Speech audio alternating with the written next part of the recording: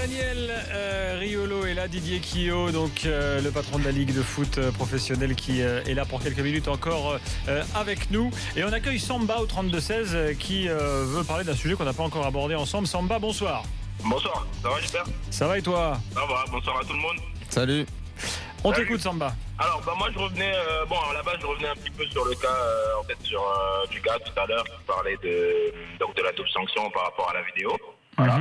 Bon, déjà, je trouvais que quand il te disait justement tu connais pas les règles, voilà, je me disais non mais attends, lui il connaît pas la règle et il ose dire ça. Oui, bon, c'était le débat de tout à l'heure. Voilà, donc, c'est tout à l'heure. Bon après, par rapport à la vidéo, effectivement, moi personnellement, je suis pour la vidéo. Je trouve que c'est quelque chose de bien dans le foot, parce que ça aide. On a vu par exemple en France-Espagne, même si malheureusement le résultat n'était pas positif pour la France. Voilà. Mais je trouve que c'est très bien parce que ça va améliorer, ça va permettre de prendre des bonnes décisions. Toi, tu voudrais la vidéo en Ligue 1? La vidéo en Ligue 1, oui. La vidéo même en général, dans le football, parce que de toute façon, je pense qu'on n'aura pas le choix. Ça va être imposé, tout le monde devra utiliser la vidéo. Voilà. Donc personnellement c'est une bonne chose, je trouve que c'est une très bonne chose, ça va aider à prendre des décisions. Alors attends, on va en savoir plus avec Didier Quillot là-dessus. Oui. Donc aujourd'hui, on va l'avoir en Coupe de la Ligue, donc à partir des quarts de finale. La saison prochaine, oui. La saison prochaine. En Coupe de la Ligue, on a toujours cette innovation qui est, moi je trouve beaucoup plus sympa que la vidéo, qui est la sonorisation de l'arbitre, Oui. donc en finale. Est-ce que vous êtes fondamentalement un pro vidéo, ou est-ce que parfois vous vous questionnez quand vous voyez ce qui peut se passer, comme par exemple il y a 2 jours lors du match France-Angleterre?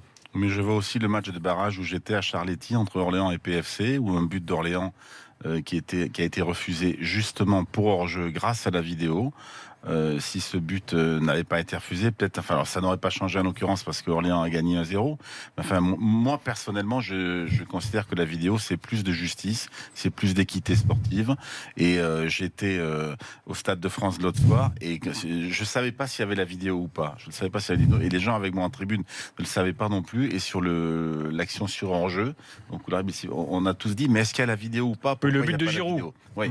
Donc et en fait, moi, alors ma conviction absolue, c'est que dès l'instant où la vidéo va être mise en œuvre officiellement, plus personne ne pourra s'en passer.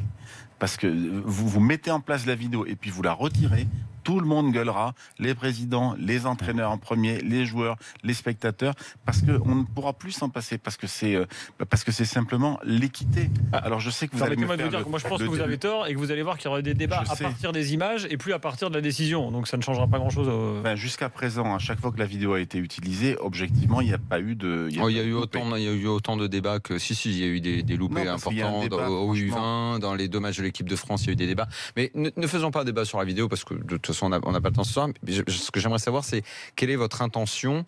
Donc, Coupe de la Ligue à partir des quarts, c'est utilisé. Est-ce que vous avez liberté en tant que patron de la Ligue de dire en Ligue 1, dans 2 saisons, il y aura ça sur tous les matchs? Comment est-ce que vous avez... En fait, est-ce que vous voulez... Est-ce qu'il y a un plan? Est-ce qu'il y a un plan? Est-ce que tout le monde vous suit là-dessus, les présidents, tout le monde veut? L'expérimentation se termine, donc l'IFAB terminera l'expérimentation donc au printemps prochain et décidera si elle peut être régularisée ou pas. Après, il appartiendra à chaque fédération et ligue, enfin ligue en l'occurrence, de décider de la généralisation ou pas.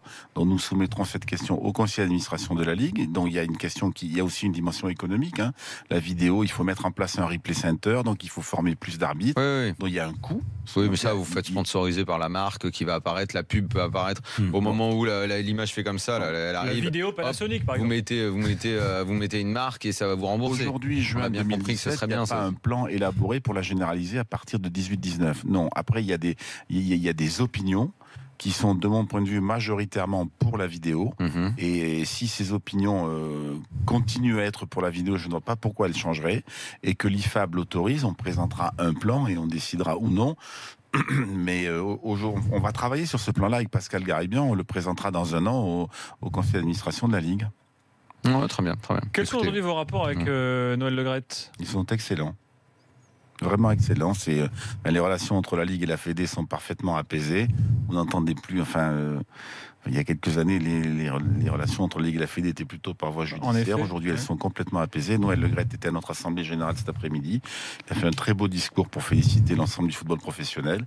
Et je parlais tout à l'heure de travailler avec Garibian, avec Florence Ardouin sur tout ce qui concerne l'UEFA. Donc voilà. Est-ce que la Ligue a vocation à, pourquoi pas, parfois essayer d'orienter les clubs? Je veux dire, parce que par exemple, Kita qui prend Ranieri, la Ligue a été, comment dirais-je, on va dire, d'une intelligence situationnelle que nous avons souligné ici, puisque nous donc, on se dit attends, ce serait quand même hallucinant que pour un alinéa qui n'a pas de sens, on refuse à Ranieri de bosser. Bon, tout ça a été réglé en quelques heures. Donc disons que l'image du football français aurait été d'un coup un peu ridicule. Bon. Mais est-ce que vous avez vocation parfois à soutenir les démarches de certains présidents de clubs qui veulent ouvrir parfois leur bande de touche à des entraîneurs extérieurs? C'est pas forcément ce que veut l'UNECATEF, donc il peut y avoir des luttes d'influence dans le foot français comme ça. Est-ce que vous positionnez auprès des présidents? Non. Alors, nous, je sais que c'est un débat qu'on a eu avec Daniel une fois. Nous, on n'a pas à infléchir la politique technique des clubs, la politique sportive des clubs. On n'est pas là pour ça. Nous, on est là pour créer les conditions... Je vais le donner. Nous, on est là pour créer les conditions de la réussite sportive et économique des clubs. Et faire en sorte, je le répète, que notre championnat, ce soit un spectacle. Et nous avons considéré, en effet, mardi, que Ranieri, entraîneur d'un club français, Nantes, ou en l'occurrence Nantes, ça faisait partie des ingrédients, entre guillemets, qui allaient améliorer le spectacle, parce que c'est un grand entraîneur qui a entraîné des grands clubs en Italie, en Angleterre, en France aussi, à Monaco. Et donc, je veux dire, on a pris nos responsabilités, parce qu'effectivement, vous avez vu que, on va dire, je ne vais pas revenir sur ce qui s'est passé lundi soir, en tout cas, nous, on a pris nos responsabilités en autorisant le club de Nantes à signer un contrat avec Ranieri, parce qu'on considère que Bielsa à Lille, Ranieri à Nantes, ce sont des grands entraîneurs, ça contribue à améliorer le spectacle. On a aussi des grands entraîneurs français, donc on va pas faire la liste ce soir, on a des grands entraîneurs français, donc nous on va aller vite, non, mais il y a un grand entraîneur à Bordeaux, plaisanteurs. Non, mais vous êtes bien obligé de reconnaître.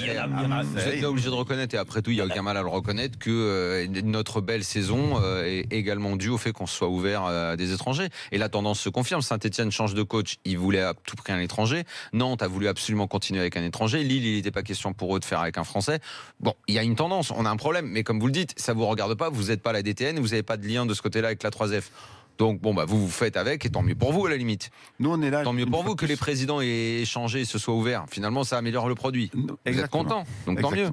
Ça améliore le produit. Et en plus, quand ce sont des personnalités aussi attachantes et un petit peu particulières que Ranieri ou Bielsa, ça contribue à améliorer le spectacle. La première journée. Vous avez fait le calendrier? Alors, franchement, c'était avant de savoir que Ranieri serait l'entraîneur de Nantes. C'est quoi, Lille-Nantes ou Nantes-Lille? Je ne sais plus. Ranieri sur les bancs. Oh, quand même, les amis, quoi. Tu préfères ça à Girard Antonetti? Un petit peu, ouais, excuse-moi. Tu es fan du style Ranieri? Je savais pas, moi. Je pensais pas, toi. Ça, je suis étonné, quoi. Des fois, je préfère le style Bielsa. Ah oui, d'accord. Non, mais c'est pour ça, ça me rassure, parce que là, j'ai l'impression que tu te présentais comme le fan de Ranieri. Jérôme, il a fait de Leicester champion d'Angleterre. Non, mais là, je parle de... parce qu'il a un style qui est un peu plus défensif et tout. Je parle pas de mon choix, mais bien sûr. Je parle du choix de Daniel. Mais t'inquiète pas, je sais quelles sont mes préférences. J'ai pas besoin que tu me dises quelles sont mes préférences. Oui, non, mais je trouve que quand même, quand tu vas la première journée, tu vas avoir ces deux personnalités sur les bancs, je trouve que ça a beaucoup d'allure. Permets-moi. Modeste conseil de l'after, sonorisation des arbitres, ça devrait être généralisé. Parce que ça amène de l'apaisement sur le terrain, ça amène de la pédagogie auprès des téléspectateurs et des spectateurs, et ce serait une révolution. Mais ça, vous êtes vraiment fan de ça? Je ne comprends pas le truc, en fait. Votre point de vue. Mais tu comprends pas, mais va sur un terrain, tu verras. Sur lesquels il faut encore qu'on se mette d'accord avec Pascal Garibian. Et moi, je suis comme vous persuadé que la sonorisation, il n'y aurait plus de discussion. Exactement. 2-3 semaines après la mise en œuvre, c'est fini, plus personne. Mais ça, c'est une certitude. Moi, beaucoup plus efficace que la vidéo. Alors, je suis d'accord. Et pour conclure, je voulais quand même dire que la Ligue s'intéresse également de près aux pelouses de Ligue 1, puisque désormais, les pelouses, juste pour conclure, il y aura des amendes. La Ligue imposera des amendes au club. À partir de cette saison, on a un classement pour pelouse pourrie, tu as une amende. Je félicite d'ailleurs le PSG qui a gagné le classement des pelouses de Ligue 1 et Reims qui a gagné le classement de pelouse de Domino's Ligue 2.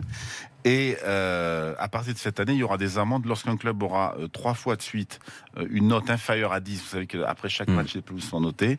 Eh bien, il prendra une amende qui pourra aller jusqu'à 50 000 €. Si on avait appliqué ça cette année, ça serait produit 7 fois. Donc ça veut dire que ceci étant, cette saison, 40 clubs, Ligue 1, Ligue 2, on aura 40 pelouses naturelles, il n'y a plus de synthétique. Nancy passe aux pelouses naturelles, Châteauroux qui monte en Ligue 2 passe et il y a des jardiniers. Donc, et il y a une question, et le directeur du football? C'est qui, c'est où, c'est quand? Moi, vous savez que je me suis porté candidat, tout le monde le sait ici, j'ai dit.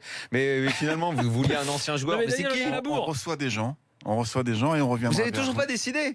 Mais personne ne veut du poste. Je crois qu'il a préparé un CV, vous allez pouvoir en parler. Moi, je le fais, je continue à faire l'after, je suis bénévole pour vous aider. Il est candidat. Ah, Patrick Kluivert, il est dispo maintenant. On l'appellera peut-être pas directeur du football d'ailleurs. Merci Didier Quillot d'être venu. Merci beaucoup. C'est toujours un plaisir d'être là. Et à très bientôt dans l'after, c'est quand vous voulez. Régulièrement. Merci beaucoup, ça fait plaisir. Et incitez les autres à le faire aussi. Il est gentil avec nous, le boss quand même. Dans quelques instants, on parle mercato, on parle du match de l'after, toute l'actu du jour bien sûr. On revient juste après le top horaire de 23h. À tout de suite.